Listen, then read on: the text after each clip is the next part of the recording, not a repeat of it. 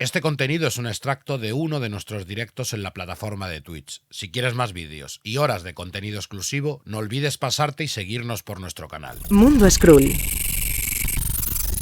¿Y tú? ¿En quién confías? Pasamos a recomendaciones, ¿no? Ahora ya que estamos ahí, Totalmente. hemos calentado. Bueno, os enseñamos el menú del inicio, justo. Así que vamos a ir directamente a lo primero que tenemos.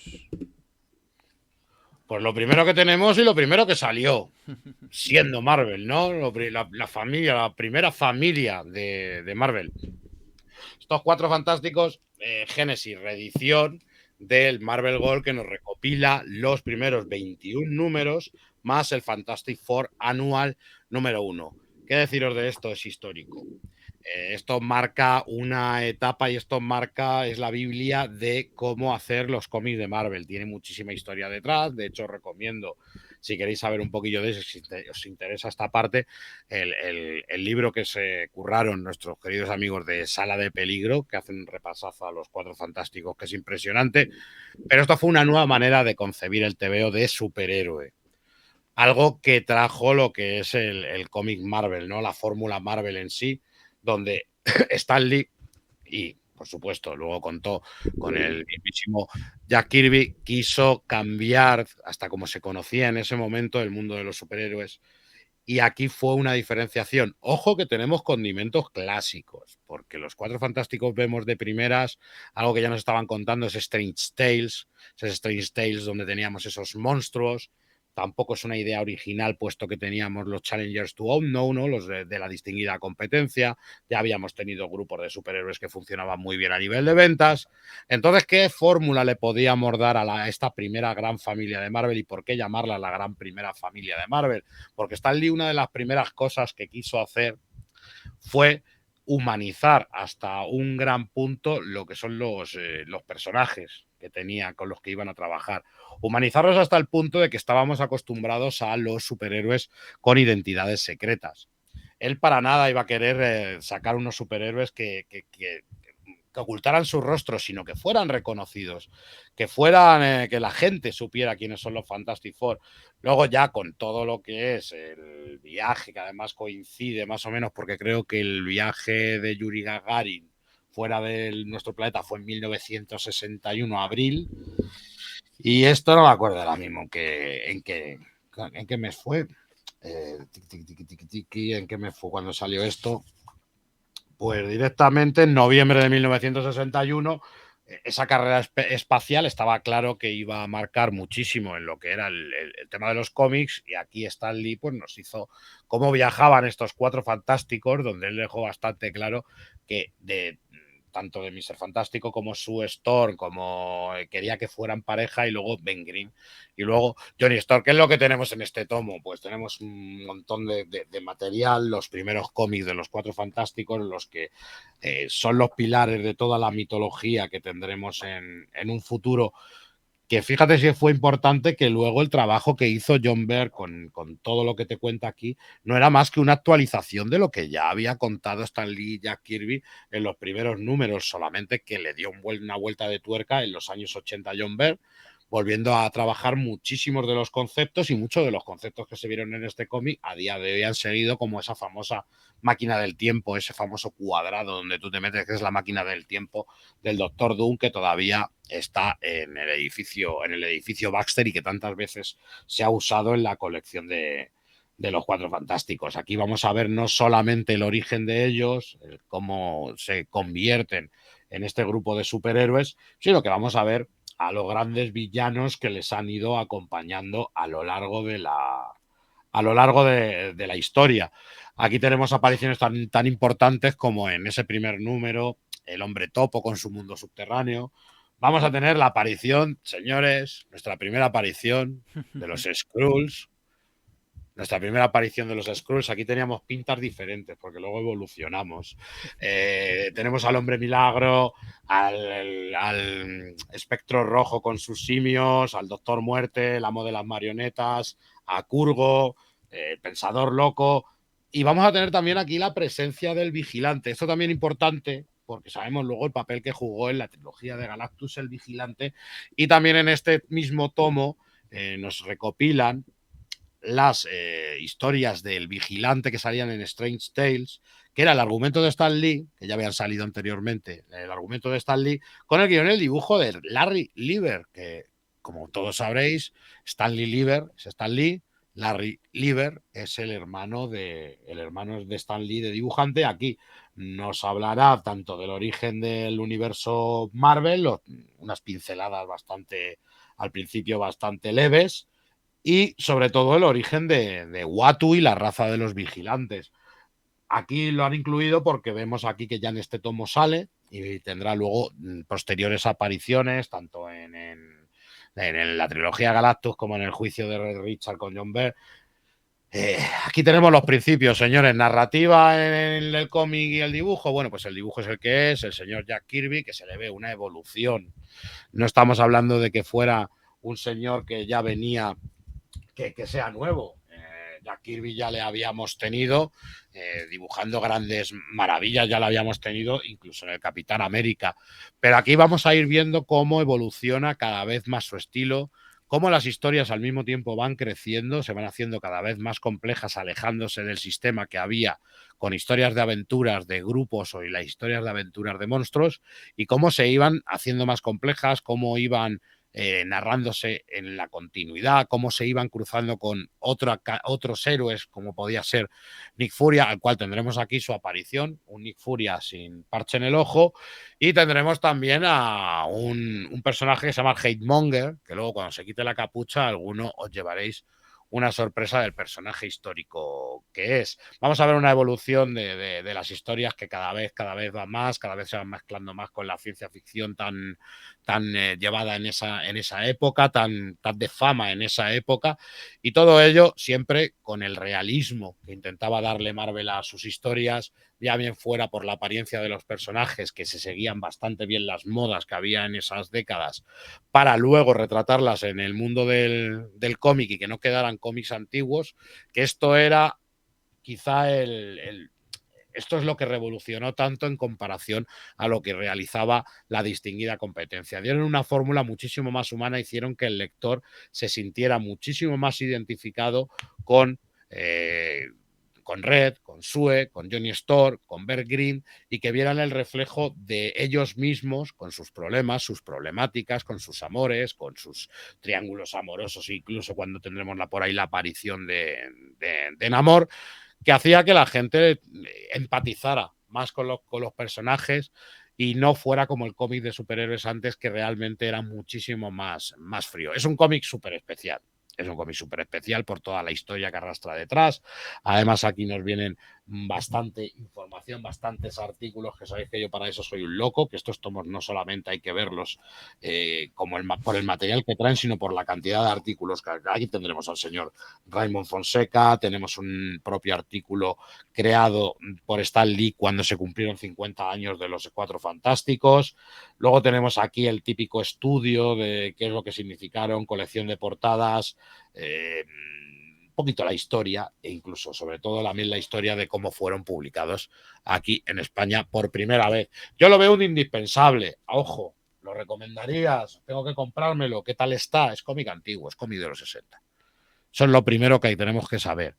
También te digo que está muy por encima de otras colecciones como podían ser posteriores, el Daredevil o los X-Men, que las veía un poquito más pobres de argumento, incluso más socarronas o más tontas.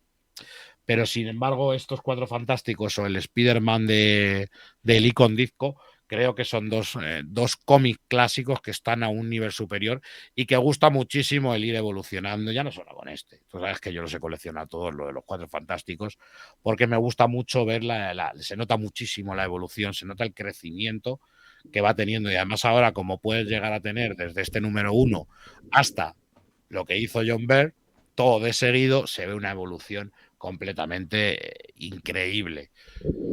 Imprescindible, pero si te gusta el cómic clásico. Porque te vas a llevar aquí algunos sustillos porque, joder, es cómic de su época y en los 60 había otros conceptos del tono de historietas. Pero bueno, creo que eso ya no hay que avisarlo. No hay que avisarlo, pero es una maravilla 100%.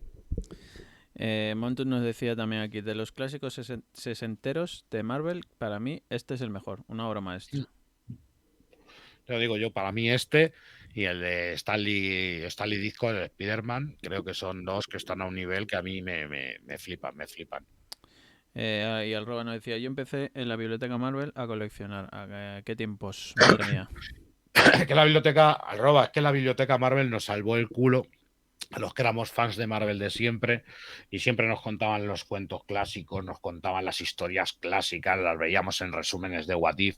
Y gracias a la biblioteca Marvel, que eran 4 duros, pese a que eran en formato de bolsillo y eran en blanco y negro, gracias a todo eso, ahora a día de hoy podemos saber qué clásico nos interesa y qué clásico no nos interesa, porque yo con el clásico es muy importante, que sepas lo que te vas a comprar, porque cada historieta responde a una época, el modo de narrativa es distinto, el dibujo es distinto y te tiene que gustar. Esto es más por amor al cómic que realmente porque tú te goces las aventuras y tengas emociones y tengas acción, porque son cosas muchas veces tan simplistas o son cosas tan, ¿cómo decirlo?, inocentes, tan tocadas desde una inocencia en muchas ocasiones, que te va a levantar una sonrisa. Que eso no significa que te estés riendo del cómic, te hace gracia.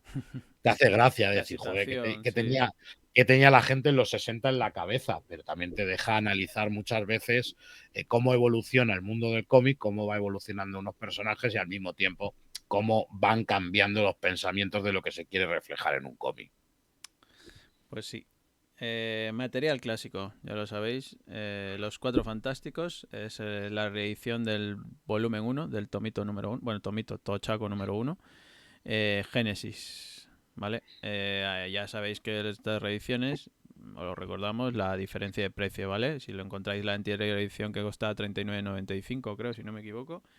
39,95, sí. Y esta ya son 10 eurillos más. Así que Joder. ya ahí entra a vuestro criterio de decir me lo compro, no me lo compro, o merece la pena o no merece la pena. Que no me acuerdo, no recuerdo yo cuándo. Bueno, no recuerdo yo cuándo sacaron esta. De hecho, cuando sacaron lo primero que sacaron de los Cuatro Fantásticos fue que venía con la trilogía de Galactus.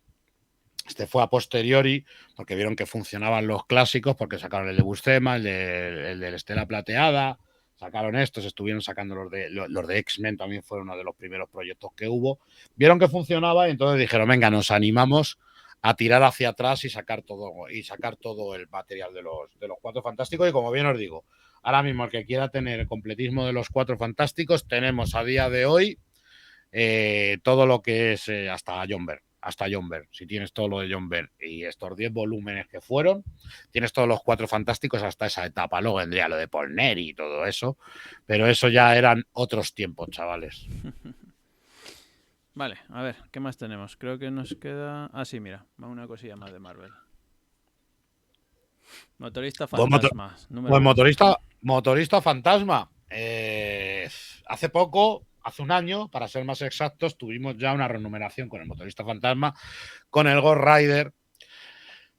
Sabíamos que había sido usado tanto en Doctor Extraño, sabíamos que lo estaba usando Jason Aaron, había una diferenciación, teníamos el piloto fantasma por un lado, teníamos a Johnny Blaze, el motorista fantasma original por otro, teníamos a Danny Ketch, el motorista fantasma de los 90, salió hace un año una serie que duró nada, no sé si fueron 5 o 6 números lo que duró en Estados Unidos, la cortaron. No sé si por falta de ventas o no sé si es porque tienen algo programado con el motorista fantasma, que a mí es lo que más me parece que haya algún estudio cinematográfico, quieren hacer algo con él, se nota un montón, porque de repente nos contaron ahí una historia donde teníamos a Johnny Blaze otra vez como el espíritu de la venganza, teníamos a Danny Cage, creo que se llamaba el espíritu de la penitencia o algo así, pero vamos, fue una historia que ni fu ni fa, incluso hubo una recuperación de Mike Badilino como venganza. Tuvimos la recuperación de seres de los 90 como Lilith, una de las mayores enemigas que tuvieron en su día los Hijos de la Medianoche y por lo que surgieron los Hijos de la Medianoche. Y nada, entras a este motorista fantasma, entras de primeras y te llevas una hostia porque aquí tenemos a Benjamin Percy, al dibujo tenemos a Corey Smith. Ningún problema, un dibujo no puedo decir nada malo ni nada bueno, simplemente narrativamente es eficiente.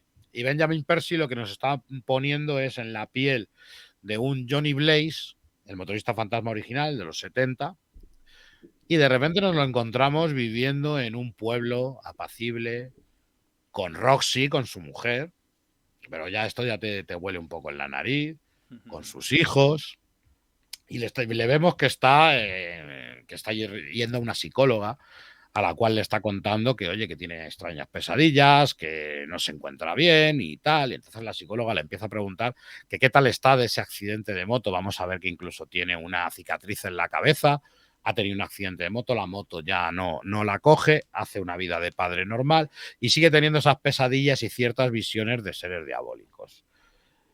Eso ya nos choca, sobre todo, además, cuando vemos que va a trabajar al taller y en el taller está el mismísimo Crash Simpson, que Crash Simpson era su suegro, por el cual Johnny Blaze en su día vendió el alma al diablo y se convirtió en lo que se convirtió.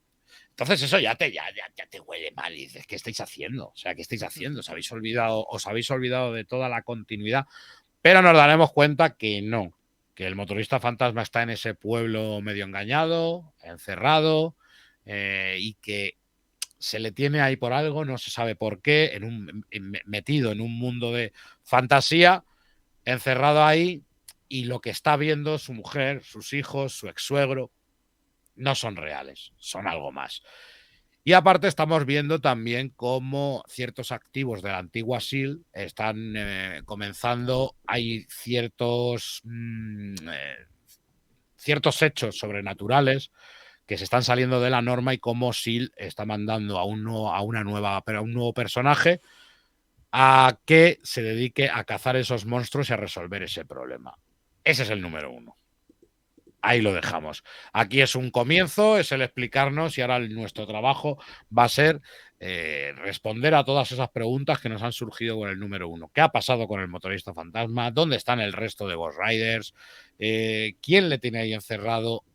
Y ahora, claro, el motorista fantasma lo mejor que puede hacer es buscar venganza. ¿Y qué es lo que ocurre?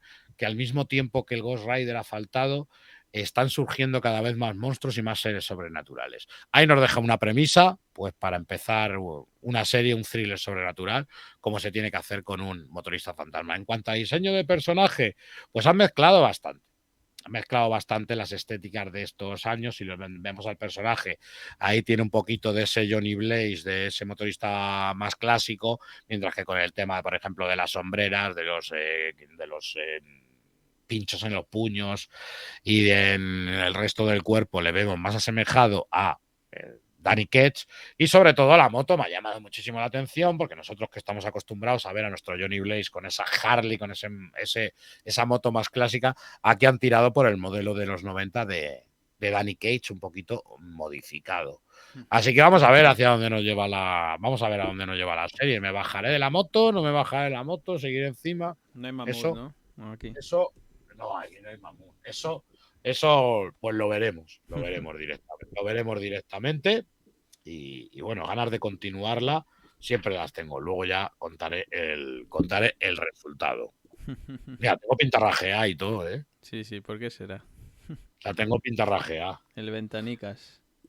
Así que bueno, le doy un voto de confianza por ahora. Ya te diré, cuando lleve unos cuantos numeritos, haré un análisis más global. Sí, Incluso tengo pensado hacer un programa del motorista fantasma, mismo ahí lo añades.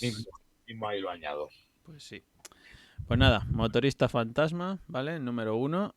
Aunque también continúan con la numeración anterior. Es número 1, pero continúa ahí sería el número 7. 7. Y nada, pues Percy. Claro, porque el anterior fueron 5 números más el especial de Vengeance, de venganza. Eso es.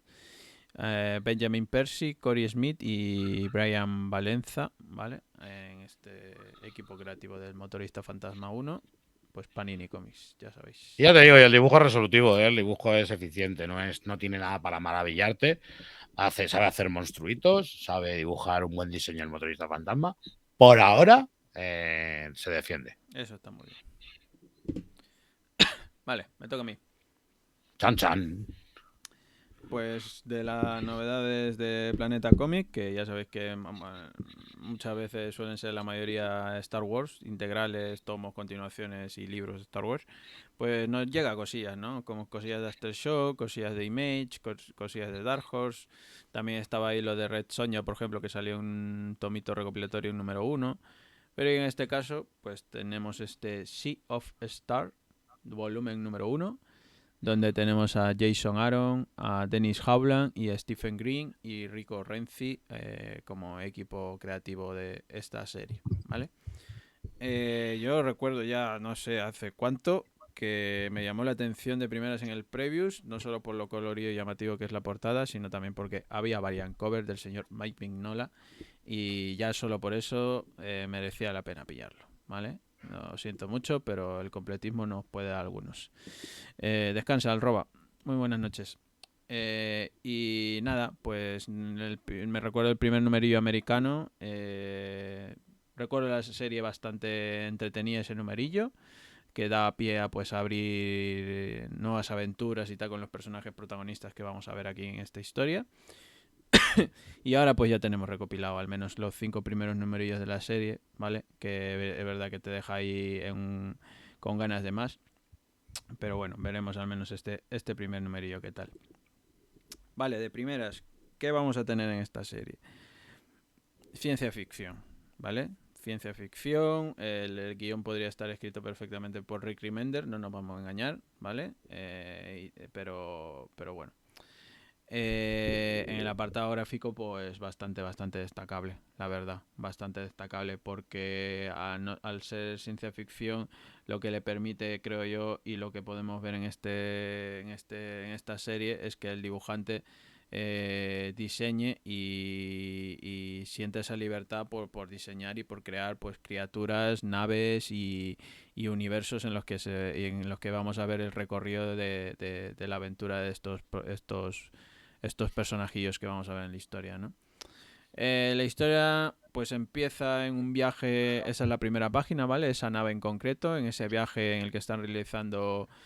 Es que siempre soy muy malo para los nombres, perdonadme mucho. No te preocupes, que a mí me pasa exactamente lo mismo, ¿eh? Creo que el padre se llama Gil y el niño se llama Kadian, ¿vale? Jesús Gil. Sí, ¿vale? Que son los dos que vemos aquí en esta página doble. Y bueno, la historia inicia en eso, un viaje en el que, pues bueno, el padre por cuestiones de trabajo se lo tiene que llevar al niño en la misma nave porque no lo puede dejar con los vecinos o con nadie para que se quede al cuidado del niño. Y, y mientras que están viajando tranquilamente, pues les aparece una especie de un bicho como los gusanos este de Star Wars, ¿no? Un bicho del espacio ahí todo tocho y empieza a atacar la nave. Empieza a atacar la nave y ahí es donde empieza un poco el drama de estos dos, ¿no? De padre e hijo. Porque el trabajo, la labor que tiene este hombre es transportar, ¿vale? Material que bueno, en este caso era una especie de museo en el que había distintas piezas de distintos planetas y tal, y que da la casualidad que uno de ellos viene de una raza en concreto que le otorga ciertas habilidades al niño. Es un mazo que el niño coge y como que pues gracias a ese contacto que tiene con ese mazo pues adquiere habilidades, ¿no? Lo que pasa que, claro, evidentemente aquí el camino de estos dos, de padre e hijo, se van a separar. Por eso es lo que hacía un poco al inicio la referencia de Last of Us, ¿no? El adulto buscando tal vez al niño o esa aventuría que se puede llevar, pero Papa. evidentemente es una referencia solo, ¿eh? No tiene nada que ver porque esto transcurre totalmente en el espacio. A partir de ahí, pues los caminos se separan. Padre e hijo se separan. Padre resulta que hace una especie de sacrificio para que al niño no le pase nada y piensa que, bueno, pues lo ha perdido, ¿no? Y lo que pasa que él como ser humano, pues sus capacidades, por así decirlo, van bastante limitadas. Se tiene que regir al traje, a estar en zonas seguras para que pueda respirar oxígeno y toda la historia, y esto le va a complicar evidentemente el camino en la búsqueda de su hijo. Lo dicho, el niño, este Kedian, obtiene habilidades, ¿vale? Gracias a ese contacto con ese elemento, por así decirlo, de esta raza que hemos mencionado. Y claro, al tener ciertas habilidades, pues veremos que no le hace falta tal vez el traje, que tiene más velocidad, que puede incluso flotar y volar a través del espacio. Y claro, ahí curiosamente conoce a estos dos personajillos que por así decirlo son el alivio cómico de la serie, ¿no? Esta especie de monete, de esta especie de chimpancé que vemos ahí, y a ese delfín, a esos dos personajillos que van por ahí por el espacio, pues recogiendo todo lo que puedan y una especie de carroñeros, por así decirlo, ¿no? Porque van ahí por ahí haciéndose con lo que pueden y con lo que encuentran. Y nada, se unen a la aventura este Kedian y sus primeras intenciones de estos dos eran comerse al niño, no vamos a engañar, lo primero que dicen, oye, mira, hemos encontrado esto y creo que no lo podemos comer, nos puede servir de alimento. Luego se dan cuenta que evidentemente sus habilidades pues les vendría mejor para otras cosas, no para comérselo. Y ahí, lo dicho, se desarrolla y sobre todo se centra en la búsqueda del padre de Kedian por su hijo y de Kedian simplemente pues viviendo la aventura del espacio porque en teoría pensaba que su padre había muerto en ese accidente o en ese ataque de ese bicho gigante, ¿no? Eh, Aparecen luego posteriores personajes relacionados con esta raza que tiene vinculación con el tema del mazo y de todo tal, porque al final es como un dios bueno, que puede transportarse, ¿no?, entre cuerpos y toda la historia. Pero bueno, no quiero contar más porque la historia se va a centrar mucho en ese camino y va a desarrollar llegándolo hasta cierto punto en que veremos pues si se vuelven a cruzar los caminos del padre y el hijo, ¿no? Y es por ahí por donde va al menos esta primera parte.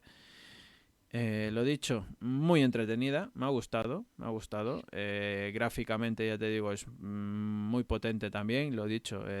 Creo que el dibujante tiene esa libertad, ¿no?, por así decirlo, de crear esos personajes, esas naves, esos diseños de naves, esas criaturas y tal.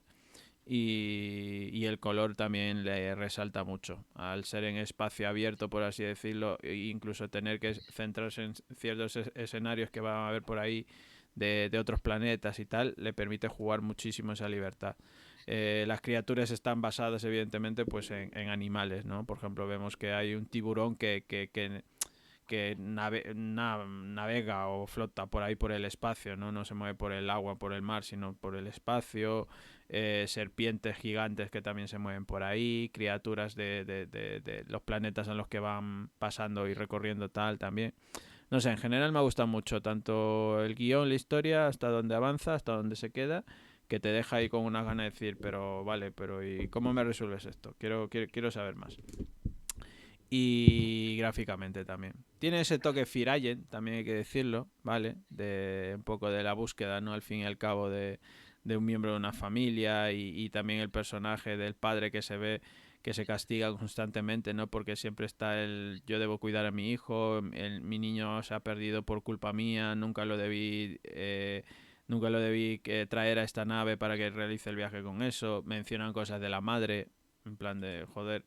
¿Sabes? Como que él se ve en la obligación de sobreprotegerlo en ese aspecto, porque claro, el niño ya no tiene a la madre, evidentemente. Y es como, bueno, pasa lo que pasa, ¿no? Ese sentimiento de culpa de haber cometido un error. Pero bueno, tiene detalles en general y tiene muchos matices en los personajes y espero que se desarrollen un poquillo más en el segundo volumen. Pero en general este volumen me ha gustado, cómo se ha quedado en este primer tomito y lo he dicho, gráficamente, estéticamente en general, pues muy llamativo, creo yo.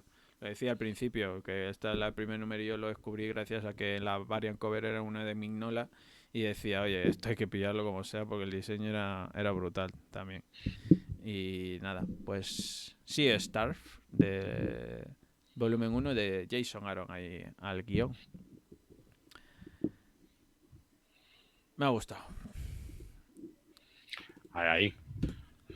Familia y espacio, macho. Sí, Pero tío, es que no vamos, pero es que no vamos a salir de hoy de ahí, ¿eh? no, yo decía al principio que podría ser una historia perfectamente escrita por Rick Remender y no por Jason Aaron. Pero mira, oye, está bien tener al Josaro por aquí también. Y no nos movemos. No, pero no nos movemos del espacio, te digo, no nos movemos del concepto familia quizá de otra manera y tenemos un título pues bastante interesante. Solo los encontramos cuando están muertos.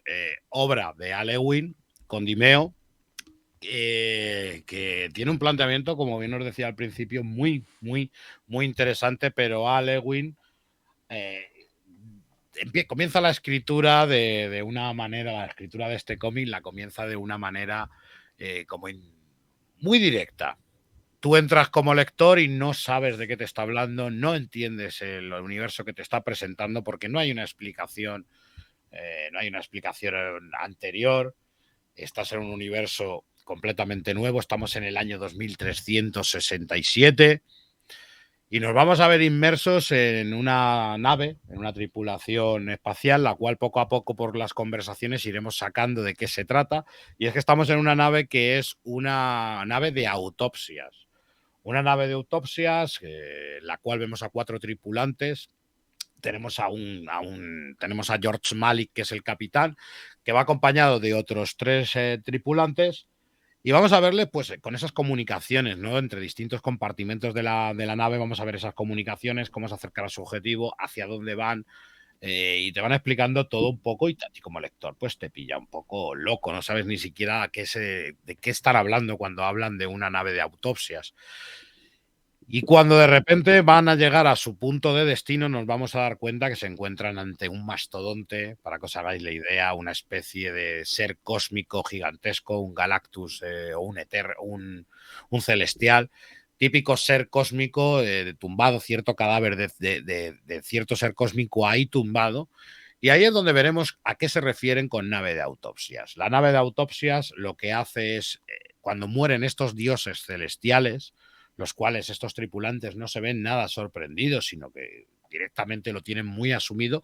Vemos cómo esa nave se acerca y cogerá recursos, pillará ciertos recursos alimenticios de todo ese cadáver.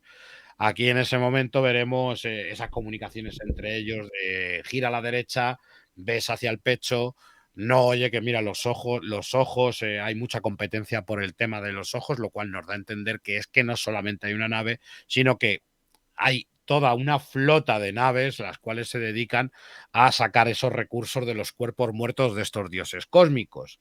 Pues vamos a centrarnos nosotros en la mejilla o en el labio, nos llevamos la carne del labio, que nos va a tocar menos competir o nos va a tocar luchar menos con el resto de gente que van a ir a los ojos o al corazón, van a ir a por las partes más necesarias o lo que está más en alza, porque todo este viaje de adquirir estos recursos es para posteriormente luego venderlos. Al mismo tiempo vamos a ver una especie de... Vamos a ver que estas naves, todas ellas, no tienen intimidad ninguna, no tienen privacidad ninguna. En todo momento las comunicaciones que están haciendo entre ellos están siendo seguidas por una especie de ministerio, no te lo explican muy bien, algo que regula esas leyes a la hora de obtener estos recursos, que son los que dan el permiso a estas naves para recoger la carne o para recoger bien la materia de estos cadáveres. Entonces ahí empezaremos a ver, sobre todo este cómic se basa mucho en esa comunicación, en cómo nos vamos a ir imaginando en qué universo estamos. Vamos a ver la relación especial que tiene este capitán Malik con uno de los inspectores que parece que le tiene manía, que parece que una inspectora en este caso que le tiene manía, que le tiene súper controlado, que le pone las cosas muy difíciles, dándole preferencia a otros transbordadores y otras naves para conseguir mejores recursos. Y a partir de ahí la historia va a ir muy lenta, todo se basa completamente en diálogos, en los cuales vamos a ir conociendo, aparte aparte de cómo funciona esta recolección de órganos y de carne, vamos a aprender un poco la historia de este George Malik y el por qué tiene estos problemas con esta inspectora, la cual en el primer número nos va a dejar claro que la venganza y el odio que se tienen entre ellos es porque ella mató a sus familiares. Y nos lo deja ahí. A partir de ahí el cómic es súper lento. Este recoge 5 números y esos 5 números se van a basar en esos diálogos. saltos en el tiempo de años atrás para que veamos a este George Malik muchísimo más joven, para explicarnos el por qué, qué es eso de que ella matara a su familia, cómo mató a su familia, a qué se refiere él cuando dice que mató a su familia y la relación especial que tenía con esos miembros y la relación que tiene con este inspector.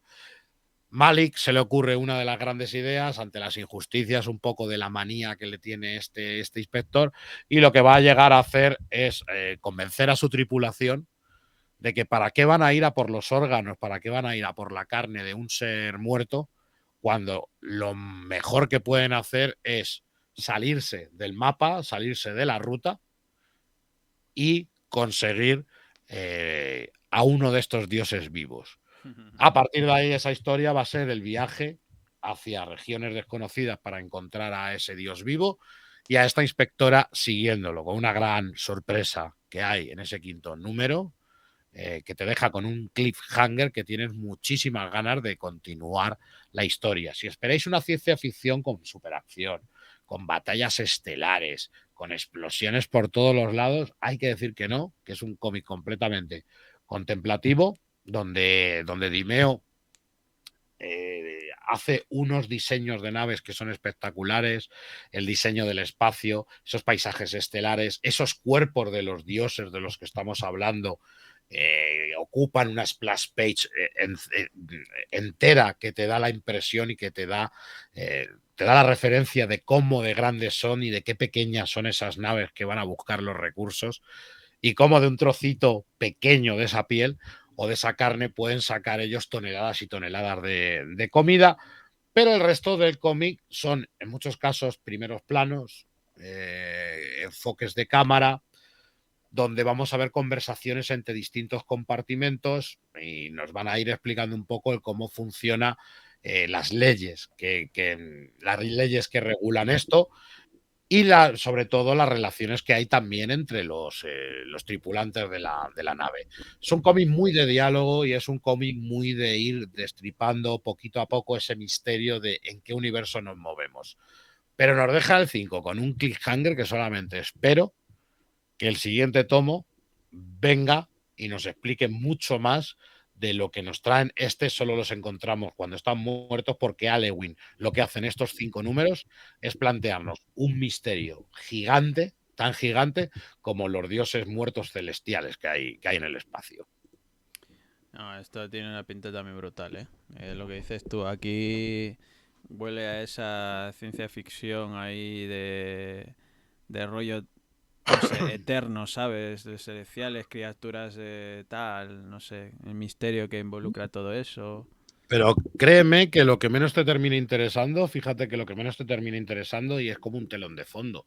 Toda esta caza del dios, toda esta recolección de carne es como un telón de fondo donde realmente lo que se le está dando la importancia y donde tú como lector lo que te vas a preguntar es ¿qué ocurrió? ¿Qué pasó? ¿Cuál es la relación que tiene este George Malik con Paula, que es esa inspectora? ¿Por qué tanto odio entre ellos? Y créeme que en el número 5 te resuelve dudas y hace que con ciertas cositas que tú descubres, todavía se haga muchísimo más grande el misterio. Cada vez que te resuelve un misterio, vuelves a caer en otro. El dibujo es muy digital, donde yo sí que le voy a decir, donde voy a decir que tienen sobre todo muy espectaculares en esos planos del espacio, la maquetación de las naves. Y luego, bueno, las caras son bastante más facilonas, porque ya te digo, son primeros planos, donde también juega un papel importante el tema del color. No me acuerdo ahora mismo el colorista. El colorista era María Sara Miotti, eh, que, que, mm, que le da un toque, sobre todo juega con el tema de ese color infográfico, le da un pedazo de color al tema espacial, pero cuando les vemos en esas cabinas hablando entre ellos, sobre todo juega con el color muy neón, un color como si fuera la iluminación de las propias máquinas, de la propia nave, donde cada uno tiene una iluminación diferente. Está muy bien dado, está muy bien trabajado, para que tú sepas que están hablando, y aunque tú veas en las escenas que hay uno al lado del otro, partido por la viñeta, sepas que está cada uno en distintos compartimentos, ¿no? A mí me ha llamado muchísimo la atención. Te puedo decir que se te hace un poco dura, pero sabes, te da la impresión de que es el principio de algo y que esto va hacia adelante. Te da un aura de misterio y te da un aura de intriga y sobre todo ese toque humano familiar donde creo que la ciencia ficción es el telón de fondo, ¿eh? Así que con ganas de que salga el segundo para poder decir si esto es bueno o es malo, porque como todavía tengo miles, miles y miles de dudas, no sé hacia dónde vamos. Pero digo, el apartado visual muy atractivo, es un digital muy atractivo, con unos colores muy neón y una historia que cuanto menos ya se te hace interesante, ¿eh? Y se te hace dentro de lo extraño interesante, pero lo que te llama mucho la atención es lo normalizada que está entre todos los personajes que hay, que es normal encontrarse un cadáver y cortarle un trozo del cuerpo. Y lo ven como algo normal, como el que de repente trabaja en un taller mecánico, como el que va a una carnicería a cortar carne. Es ese también el misterio que tiene. Quieres saberte en qué universo se mueven y en qué universo te estás moviendo tú. Mola, mola, mola mucho. Como Aquí, primer tomo recomendado, sí por las sensaciones. Ahora bien, la serie no sé cómo continuará, me espero al siguiente tomo. Diego nos decía, hostia, me mola mucho el planteamiento. Hmm. Planteamiento, mola. Dice también, Nietzsche aprobó este cómic. Sí, sí. La muerte de Dios. La buena ciencia ficción dice más sobre los seres humanos que sobre naves y rayos láser. Claro, y además es que es eso, es lo que te llama la atención. Yo creía que me iba a encontrar ante otra cosa, me iba a encontrar como el típico, hay que decir que esto es de Boom Studios, creía que me iba a encontrar ante la típica de ciencia ficción que últimamente ha abarrotado el mercado, como son esas de, como ha podido ser Ciencia Oscura, un Low, donde todavía ves partes de acción, y aquí ves muy poquita acción y sobre todo lo que son diálogos bastante inteligentes y que te hacen estar hilando todo el rato y que te hacen más preguntas que respuestas. Veremos a dónde va Lewin con esto, ¿eh? El Lewin mola, macho. La verdad que sí. Cosismo del pantano. Jeff Lemire, La cosa del pantano, infierno verde, número 1. Dentro de Black Label, pues este primer número, sabemos que serán 3, que nos contarán la historia de pues, su versión. Ya sabemos cómo funciona este Black Label. Fuera de la continuidad, una historia propia de La cosa del pantano. Aquí en esta ocasión va acompañado de Doug Mahnke. Pero voy a decir que a lo mejor no está tan apartada de la continuidad, porque vuelve a jugar un poco. Sabemos que nuestro querido Jeff Lemire, hubo una época en los Nuevos 52, que la cosa de pantano la llevaba el señor Snyder. Jeff Lemire llevaba el Animal Man, que la verdad esa serie la recomiendo mucho, ¿eh? Esa serie sí la recomiendo, porque además estaba Steve Puch y tiene cosas interesantes. Lo malo fue el cruce que hizo, ese crossover que había entre la cosa del pantano de Snyder y el Animal Man de Lemay que te hizo lo de mundo putrefacto, y fue muy putrefacto ese mundo. Pero vuelve a recuperarnos una de las cosas que él jugaba en Animal Man, y es ese, el rojo. Todos sabemos el verde, el famoso verde Mundo de Skrull. Swamp Thing, y cómo ¿Y estaba la tú? otra ¿En quién versión de los confías? mamíferos, la versión de los seres vivos que era el rojo. Y al mismo tiempo vuelve a recuperar el mundo putrefacto, vuelve a recuperar la putrefacción. Ahora bien, te digo, esta cosa del pantano está ambientada en un futuro posapocalíptico. Ya el ejercicio últimamente es muy común dentro de los Black Label, ¿no? Ya. Como lo hizo el Zona Muerta, o como lo hizo con Wonder Woman, o como lo hicieron ¿cómo era? El Batman, ¿Cuál? el caballero, el que va con la cabeza del Joker. El último Eh, caballero. sí, ¿no? Sí, sí.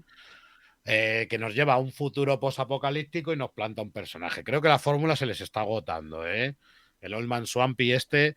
Entonces nos traslada a ese futuro en el que los hombres han hecho abuso de los recursos, han llevado el mundo a la destrucción, no se han preocupado para nada de la ecología, hay una escasez de recursos impresionantes, los pocos seres vivos, los pocos humanos que viven están hacinados en especie de pueblecitos con los pocos recursos que hay, ya no tienen nada de maquinaria, están en un ambiente completamente posapocalíptico y hay una reunión del Parlamento del Verde, del Parlamento de lo Rojo y del el Parlamento de la Putrefacción, que van a decidir que la humanidad tiene que acabar. Entonces cada uno expone sus movidas de por qué no pueden acceder a ello. Entonces los que se tienen que hacer cargo de ello, pues será nuestro querido Verde. Y el Verde tendrá que crear una nueva cosa de pantano, un nuevo Swansea, el cual lo que venga a la Tierra directamente a cargarse toda esa humanidad que ha quedado. Mientras tanto, los humanos en esos pueblecitos les vemos sobrevivir con lo que pueden. Veremos a otros humanos que predomina más la ley del más fuerte, entonces son una especie de piratas que vendrán a robar los recursos y abusar de los que son muchísimos más débiles y cómo tienen que sobrevivir a todo eso. A partir de ahí tendrán que sobrevivir a esa cosa nueva, a esa cosa, nunca mejor dicho, esa cosa del pantano nueva que lo único que busca es la extinción absoluta del ser humano. Esto les hará una serie de problemas y al final del tomo tendrán que ir a visitar a una persona de los cómics DC, a un amigo muy querido nuestro, que no diremos quién es, para que pues, lo descubráis vosotros. Te lleves la sorpresa. Bueno, la sorpresa siendo Swansea tampoco vas a tener mucha Ya veo. sorpresa. Vamos con el guión de Jeff Lemire. Jeff Lemire, un enamorado de las familias. No salimos del tema familiar, macho. Nos va a plantear como personajes principales un padre y su pequeña hija, los cuales han perdido pues a su madre. El por qué ha perdido a su madre lo veremos aquí en una serie de diálogos con uno de los piratas, que también es familiar de ellos, y nos dejará ahí unas pequeñas pistas de por qué fue. Entonces esto es sobre todo cómo la fe de un hombre bueno quiere sobrevivir, quiere mantener a su hija en un mundo que es completamente hecho para la ley del más fuerte y lo más difícil, y encima con este problema de un monstruo verde que ahora mismo quiere acabar con todo lo que respira. Como primer número, entretenido. Tenemos a Doug que al dibujo, el cual no se corta en reflejarnos este mundo más oscuro, más depresivo, eh, más apocalíptico, y que por supuesto no se corta para nada, dado que estamos en el sello Black Label, en ser explícito a la hora del uso de la violencia o al uso del gore, porque vamos a ver que la manera que tiene de matar nuestro querido nuevo Swansea para nada es a base de buenas formas, sino que le veremos más salvaje que nunca. Entonces Doug Mankey sí que muestra bastante gore y muestra escenas bastante durillas de tono. Aún así, Doug Mankey es un dibujante de DC, siempre ha sido uno de mis favoritos. Y aquí le veo un poquillo, no flojo porque no lo hace mal, pero sí que le veo un rasgo algo diferente. Le veo un poquito más irregular página a página. Se aleja un poco del canon que tenía del tema de más superheroico cuando lo hemos visto, por ejemplo, en Green Lantern o en alguna que otra serie de superhéroes. Se aleja de ese tono, lo asalvaja un poco y hace que sea un Dogmanque un poquito más irregular, que esto no significa que sea malo, ¿eh? Significa que está un poquito irreconocible. No sé si es la nueva técnica de dibujo que usa, no sé si es el estilo que él ha buscado, pero no nos vamos a encontrar al Doug Mankey de siempre, pero que le pega perfectamente lo que es a una historia de esta índole y que desprende ese grado de violencia y de terror. Yo le he echado un ojillo y lo que dices tú, sobre todo gráficamente, pues bueno, tal. Y sí es verdad que te transmite otro rollo más siniestro, más oscuro, más... Me ha recordado mm, mucho a Danny Robertson, tío, en ciertas ocasiones. hmm, bastante Madre más mía. salvaje, más descocado también el bicho ahí, como dices tú. Mira, Diego nos decía, a mí me moló el Swampy de Snyder. Recogía muchas Uf, cosas de lo antiguo, creo que es más salvable de lo que piensa la gente. yo no lo salvo. No salvo nada. No salvo nada. Fue cogerme a Swampy y metérmelo demasiado en el mundo del superhéroe. A mí no me gustó. No me gustó. Fíjate, salvo más el Animal Man de Jeff Lemire. Pues sí. Pues nada, La Cosa del Pantano, Infierno Verde número 1 y en cuanto salga el integral pues ya se hará el repasillo general de esos 3 volúmenes y a ver qué nos ha querido contar. Esas 3 numerillos. Sí, habrá que ver la historia luego entera, ¿eh? Habrá que ver la historia. Pero bueno, como punto de partida te deja con ese al menos de quiero continuar. Un poquito, me ha pasado lo mismo. Fíjate, te pongo el ejemplo de este y el motorista fantasma. Me ha pasado exactamente lo mismo. Es un comienzo. Sí. Estos son 48 paginillas. No sé si el motorista fantasma también son 40 o así. Sí. La misma sensación de, vale, no me estás echando. Me quedo. Me has abierto la puerta, me quedo. Voy a ver cómo continúa esto. Bueno, para probar, ya está. Vale, me toca a mí. Y ya con esto también terminamos de recomendaciones por hoy. Loba Boreal, de Nuria Tamarit. A Nuria Tamarit, pues ya sabéis que la hemos podido ver en Giganta, por ejemplo, ¿no? Que publicó Norma Editorial. Junto a Angus en Avery Blues también. Está ahí a cargo del dibujo. Sí. Y bueno, una serie de publicaciones y por las que destaca evidentemente pues su estilo, ¿no? Lo llamativo que es, lo colorido que es y que visualmente es muy atractivo, muy llamativo en todos los aspectos, un estilo bastante personal y propio. Y en este caso pues la tenemos de autora completa, esta Loba Boreal, editado por La Cúpula, ¿vale? De un tomito de estos pequeñitos, pero que es bastante tocho, ¿eh? Tienes aquí lectura para un ratillo. O al menos para... Sí es verdad que se lee rápido, ¿vale? Porque no tiene demasiado texto, ¿vale? Pero que lo bueno que tiene y lo que rescatas, y lo que evidentemente creo que es porque está planteado de esa forma, es el mensaje de la obra en general, ¿vale? Porque, como decía al principio, ¿no? Te va a marcar ciertas cosas y ciertas líneas en las que te va a hacer pensar, ¿no? Sobre, pues eso, el cuidado del medio ambiente, el papel también de la mujer en algún punto de la historia,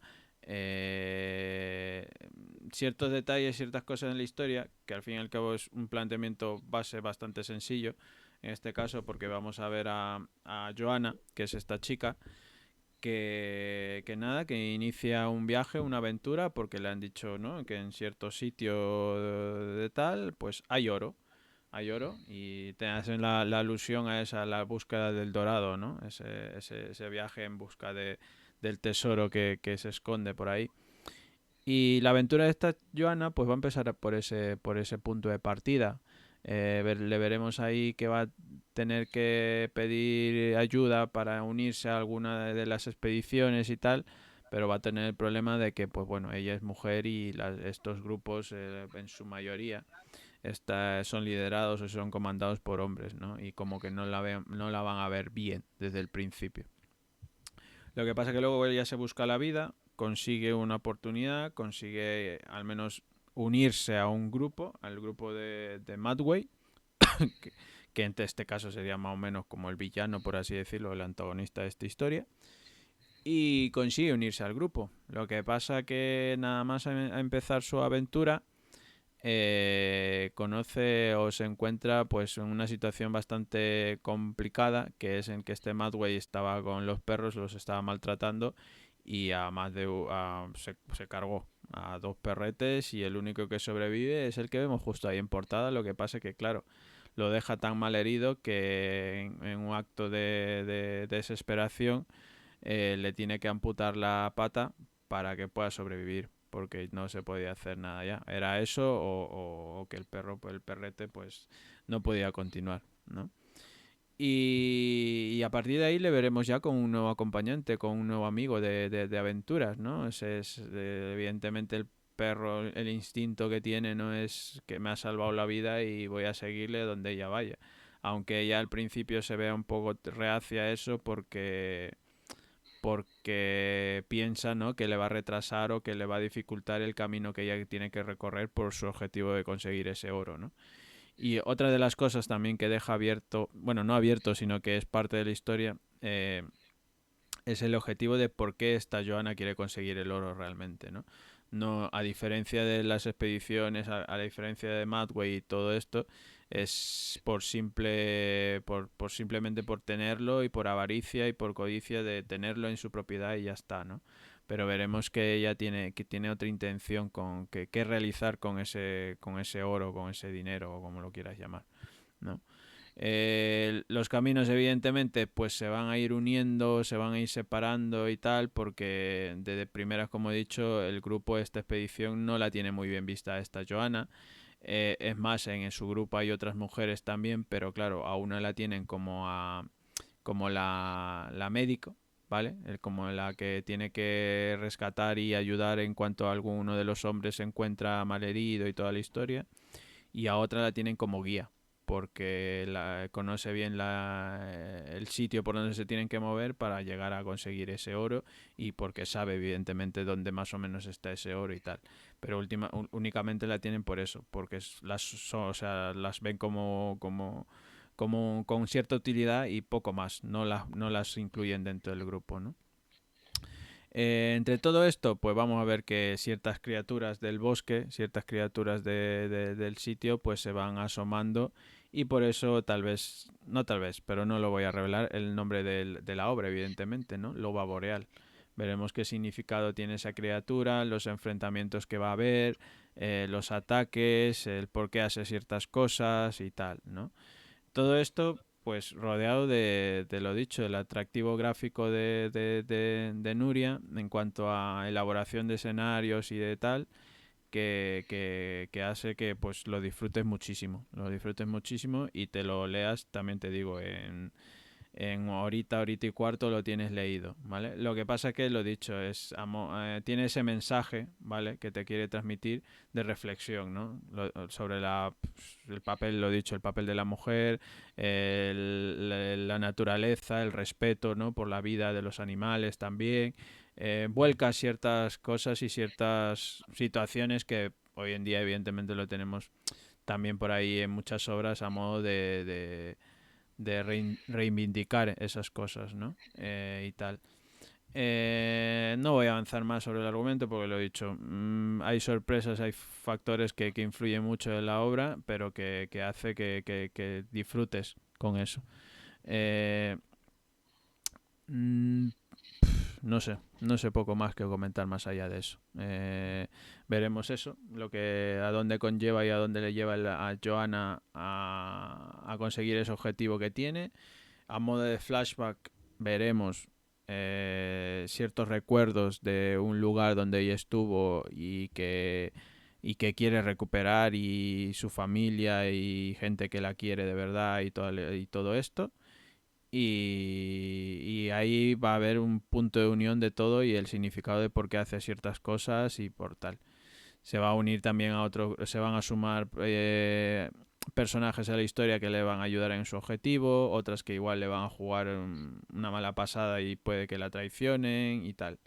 No sé, me ha gustado mucho la historia en general, no solo por el apartado gráfico, que es donde evidentemente más destaca Nuria, sino también a nivel de historia. A nivel de historia y a lo dicho, a rescatar ese segundo mensaje, ¿no? De reflexión y de ponerte en contexto situaciones que te hagan pensar y reflexionar sobre ciertos temas que pues hoy en día evidentemente hay algunos que mucho caso no hacen, ¿no? Pero bueno, te da ese momento de estaré haciendo esto bien, no sé, de reflexión, como digo, simplemente eso. Pues nada, este Loba Boreal de Nuria Tamarit, editado por La Cúpula, y un tomito de 27,50, ¿vale? Pero merece mucho la pena. Y además ya sabéis que las ediciones de La Cúpula también son bastante bonitas y bastante cuidadas. El papel sobre todo le viene muy bien al tema del color y tal. Me ha gustado en general. Y además, es que me enamoró con Giganta, me enamoró con Avery Blues, el estilo. Y mira que entre Avery Blues y Giganta y este Loba Boreal ahí hay una diferencia clara, evidentemente. Pero, Sí. pero gráficamente es un artista, vamos, espectacular. Sí, el estilo de este dibujo se acerca mucho más a eso. Mira, le está diciendo Montu al de Dos Monedas, que también mola mucho esa Mm. obra, y la del Enebro. La del Enebro, que ambas están, creo que editadas también por la Cúpula, y me imagino yo que seguirá más o menos el mismo formato, ¿no? El Sí, mismo sí, sí. formato de tomo. Sí, sí, sí. Tomito, pues eso, no llega a ser como el comic book americano. Es un pequillo más pequeño, pero Le voy a echar yo, le voy a echar yo un ojo, le voy a echar un ojo yo a este. A sí. mí normalmente me suelen gustar sus obras. Mola mucho en su línea. Vamos, una autora bastante buena y cuando saque alguna otra cosilla lo traeremos porque merece mucho la pena. Tiene un estilo muy propio también, que es lo que decía también Montu. Y mola que saque ahora ya como autora completa también más cosillas. Que también colaboraba con otros guionistas, pero bueno, que tenga sus cosillas propias. Pues hasta aquí las recomendaciones. Mundo Skrull. ¿Y tú? ¿En quién confías?